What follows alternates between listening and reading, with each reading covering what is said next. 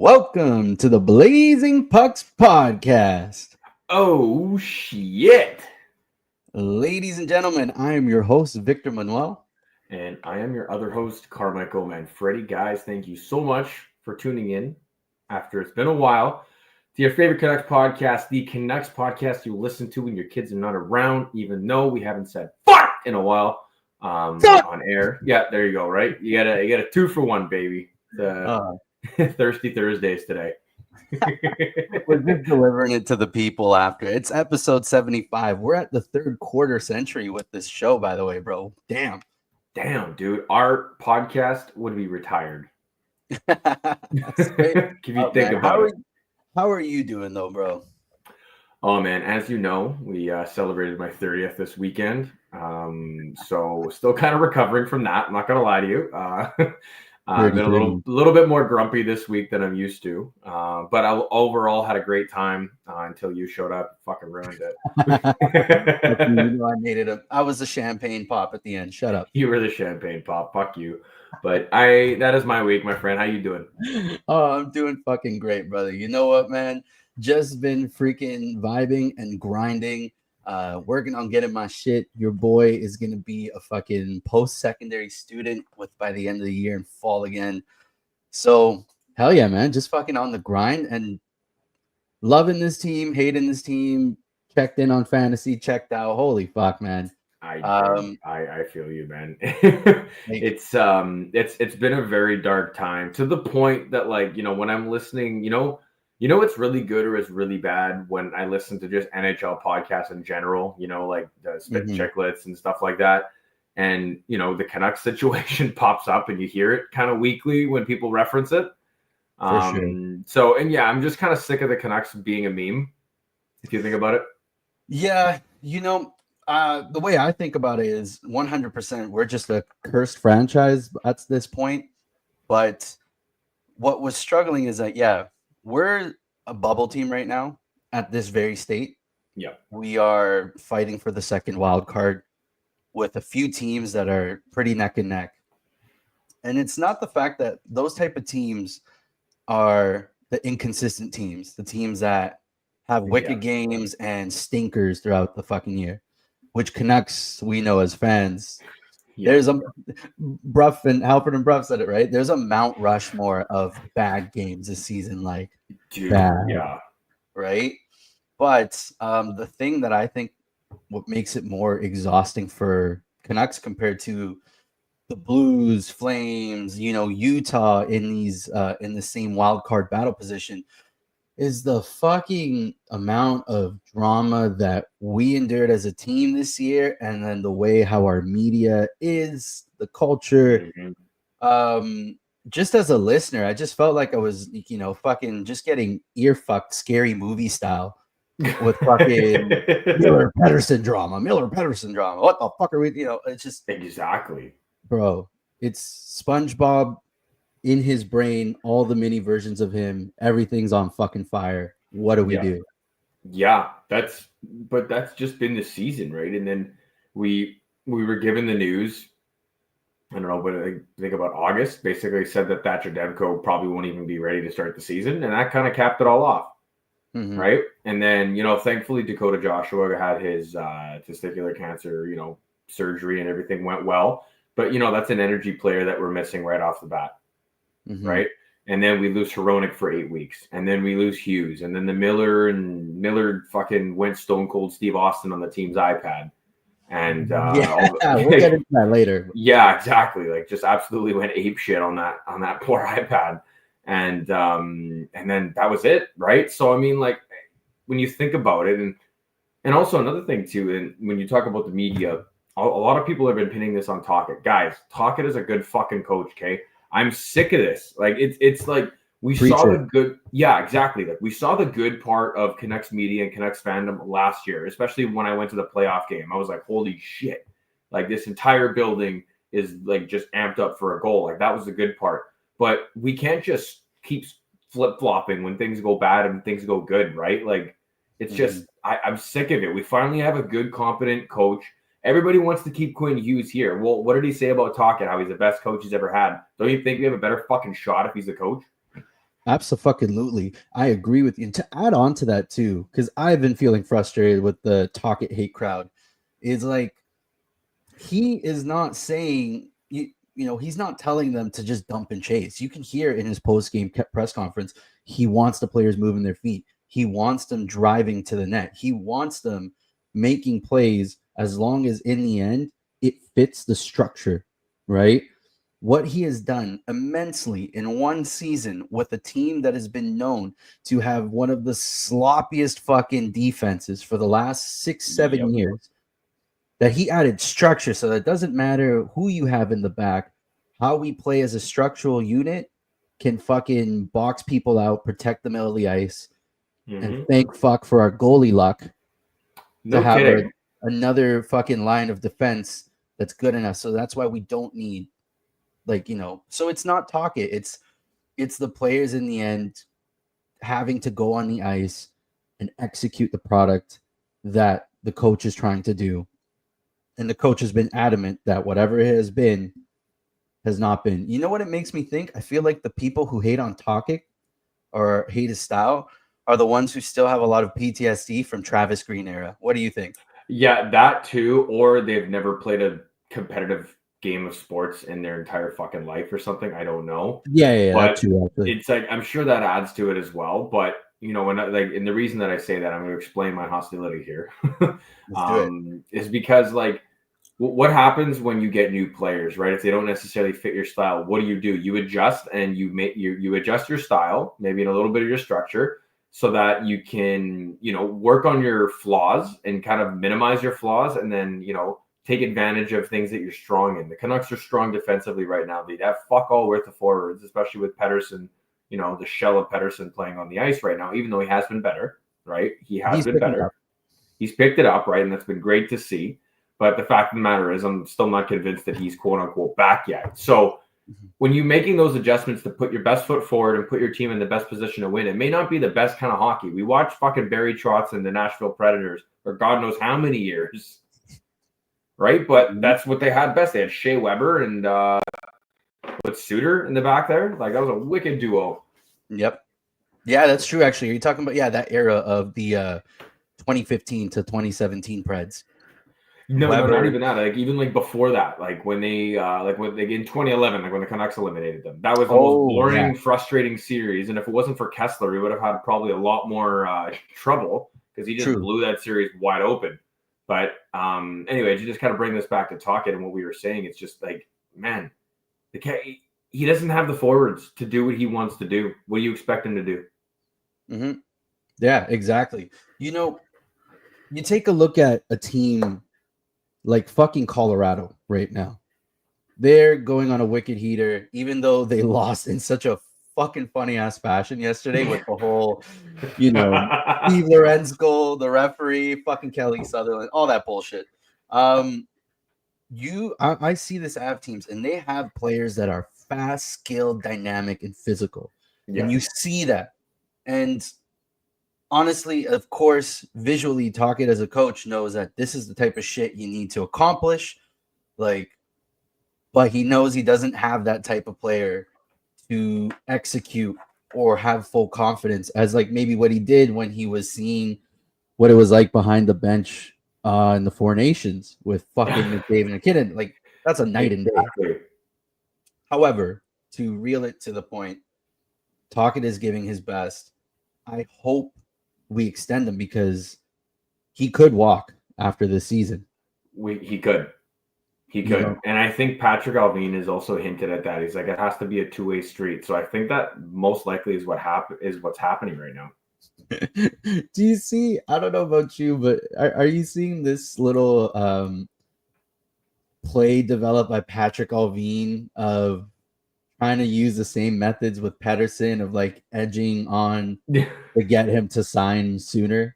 Because I was listening, and hearing on the radio, Tocchet himself mentioned he wants to be all in on just finishing the season. He doesn't want anything to take away from it. Yeah. And that, once the offseason hits, he's down to, talk about the extension and that then. And meanwhile, Patrick Allvin has literally dropped 2 media pieces already since that those comments. One today, earlier specifically, that I have yet to read, but I saw the headline.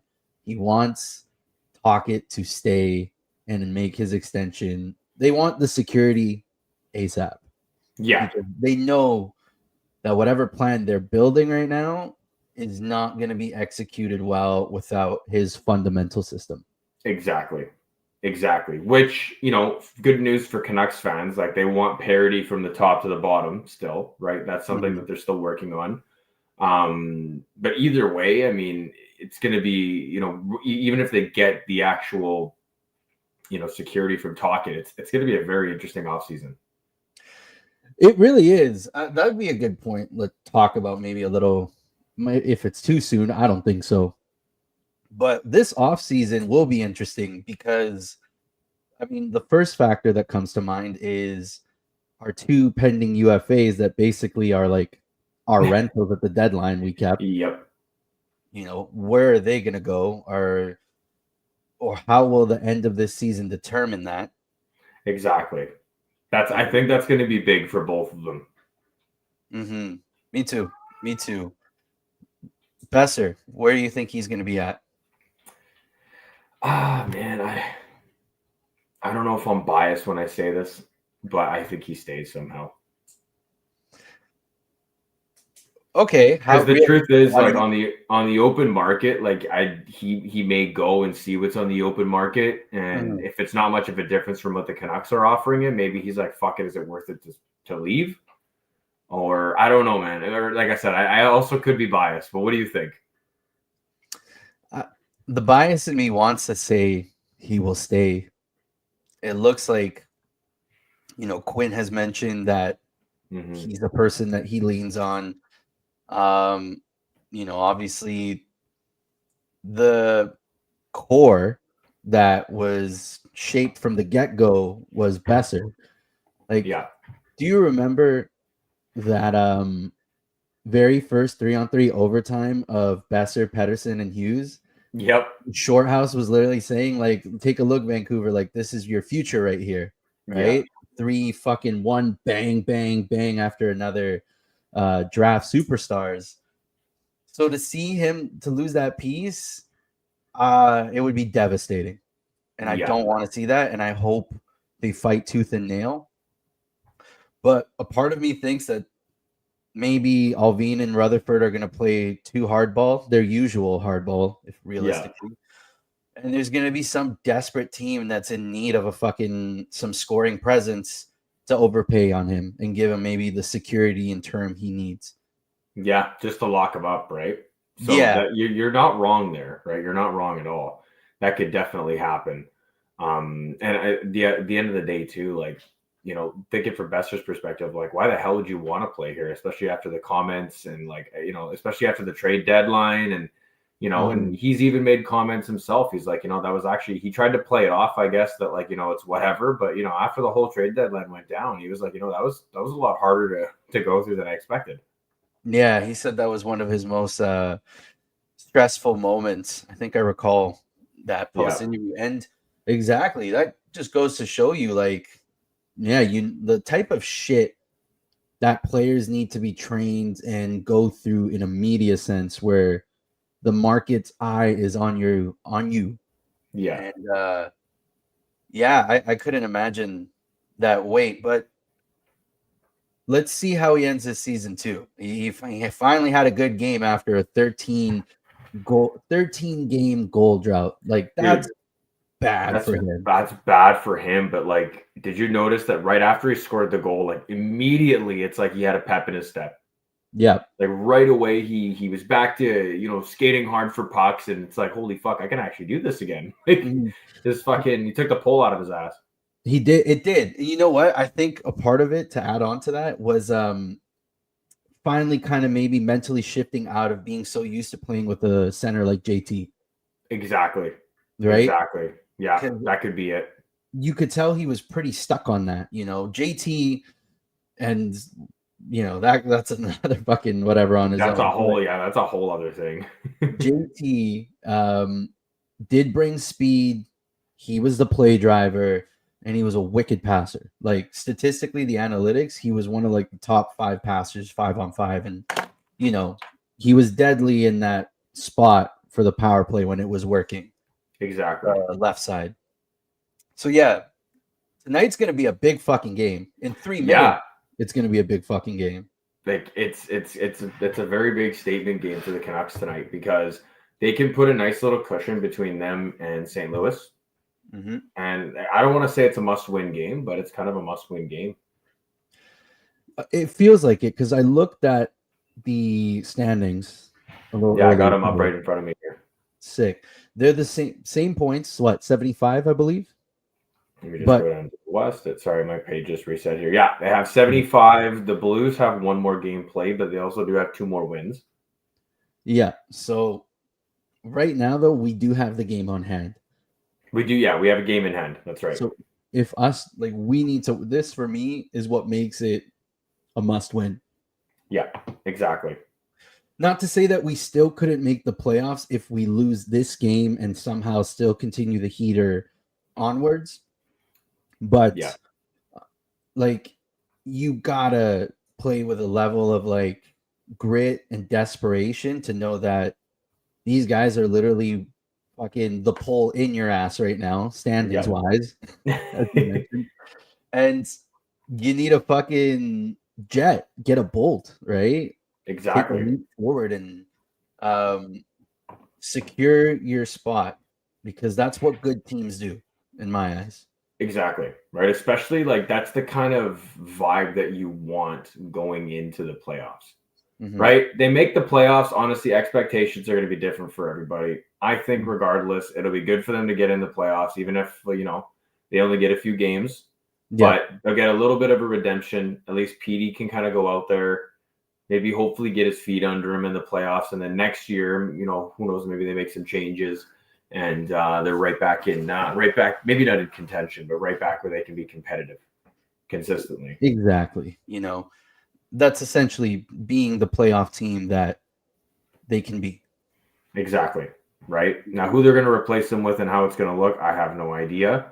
I do know that obviously our defensive depth is looking pretty good right now.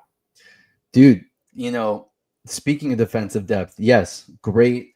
Marcus Pettersson's been a great addition. Clearly Myers 2.0 has helped. Yeah. But this will be some fucking Wapachino love here. Victor Mancini has looked really fucking good in his few games as a Canuck. I can understand I totally understand why the Rangers were hemming and hawing over whether or not to trade him.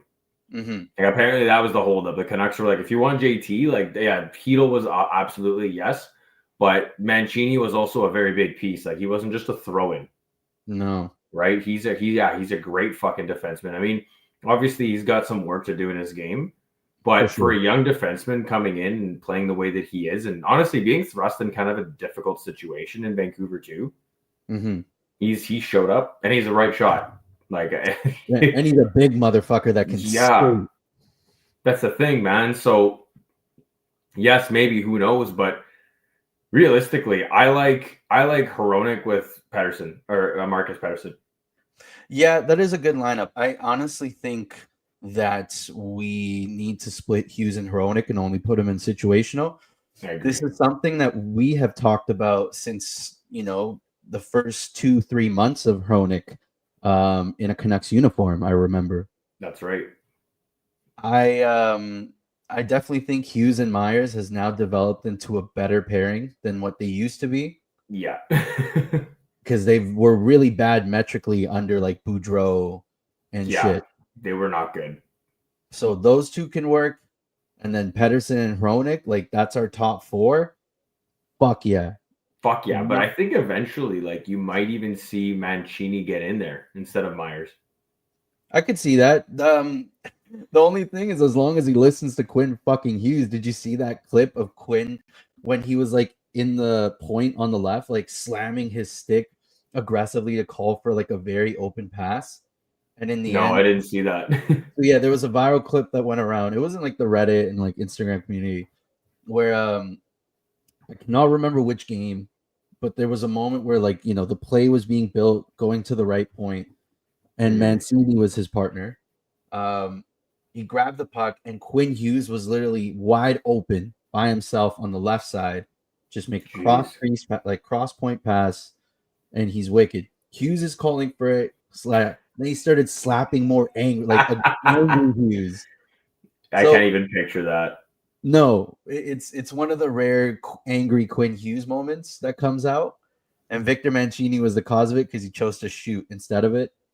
So as long as he kind of develops more and blends well with Quinn Hughes, and he can play and use his big body, use his presence, use his presence, play a physical game, he could be a wicked partner for Quinn Hughes.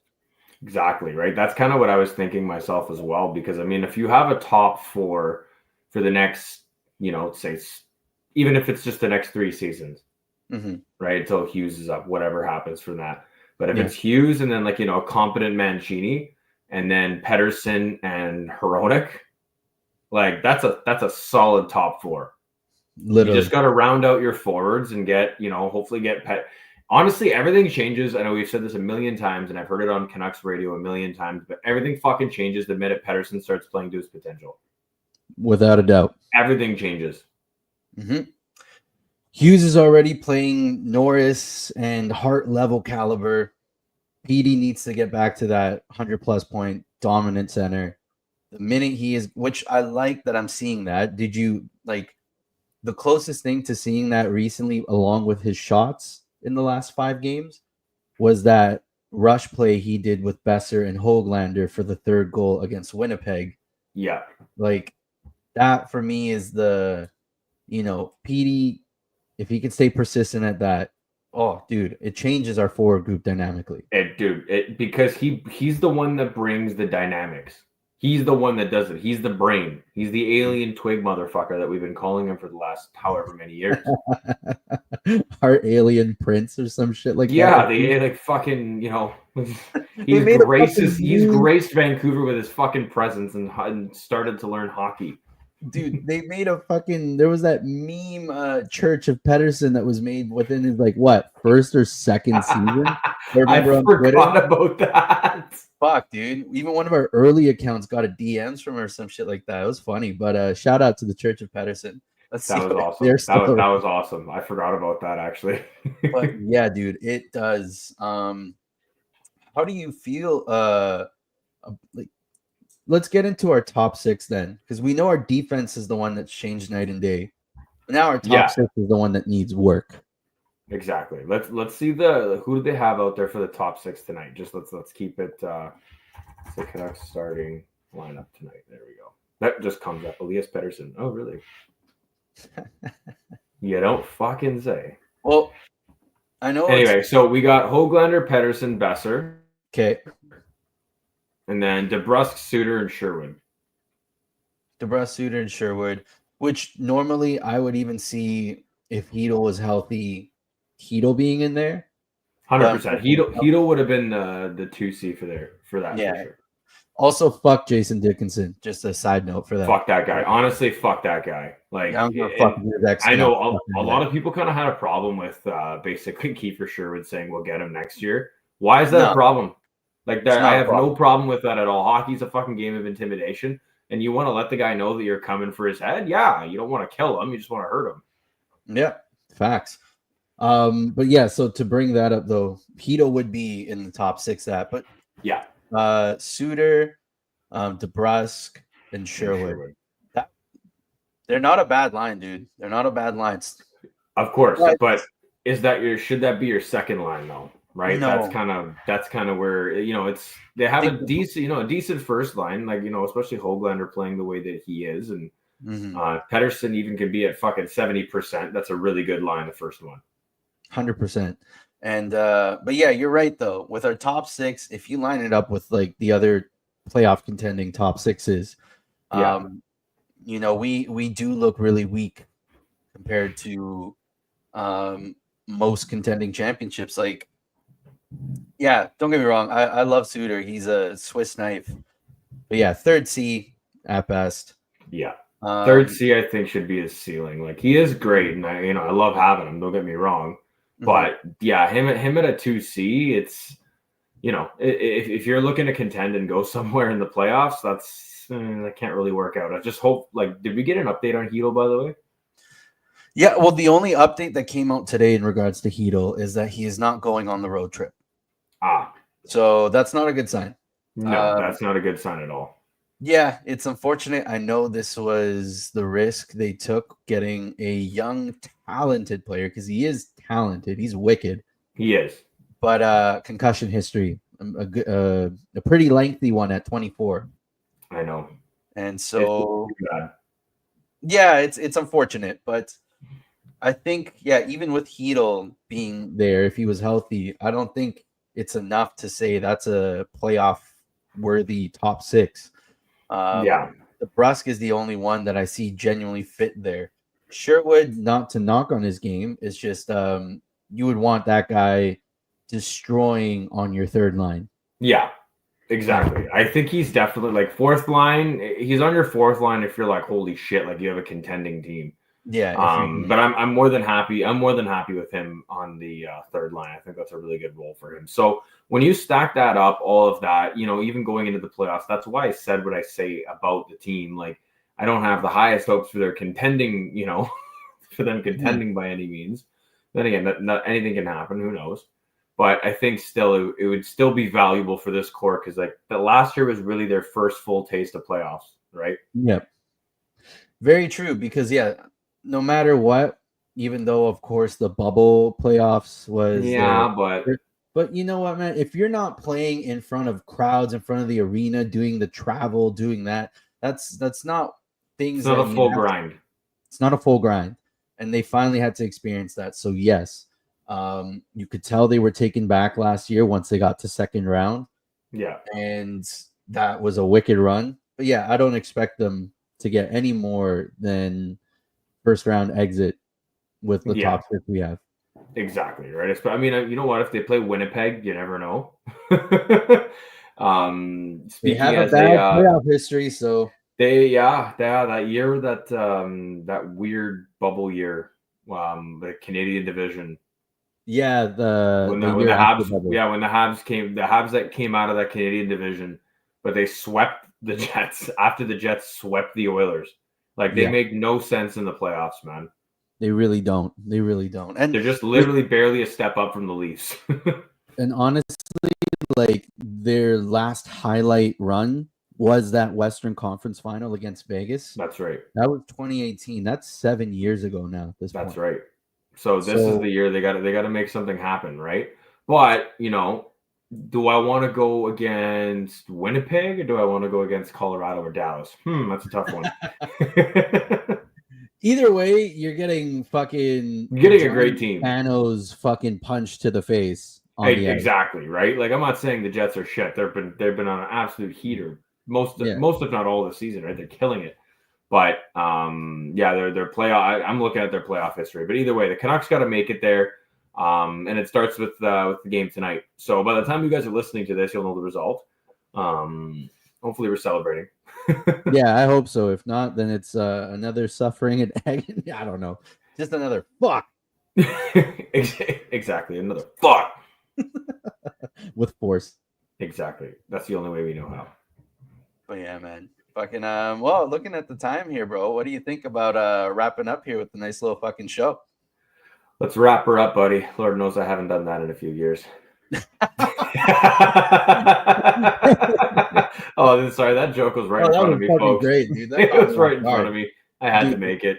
The most Italian Latino thing to laugh about. Yeah, that's basically what I said. I haven't worn a rubber with this broad in fucking 3 years. I didn't realize I fucking signed up for Crave HBO right now. Holy shit. Yeah, it's funny because I'm using your password for that. Fuck you. Fuck you too. But anyway, yes, a great time to wrap it up. Fuck you too as well. We love you. Oh man, yes, we love you guys indeed. But yes, guys, thank you so much for tuning in to episode 75 of the Blazing Pucks podcast. If you guys like the podcast, let us know at the Blazing Pucks on X, on Instagram, and on TikTok. Victor, what can they do if they really like the podcast? Well, if you really like the podcast, follow our YouTube, hit that subscribe button, leave a 5-star review on our Spotify or Apple Podcast, wherever you're tuning in from, and tune in the next fucking time we can show up on a Thursday, or I think Thursdays probably might be the thing. So yeah, tune us in, man, and looking forward to seeing what we do. And Absolutely. in Blazing Pucks fashion, Much love. and go fuck yourself.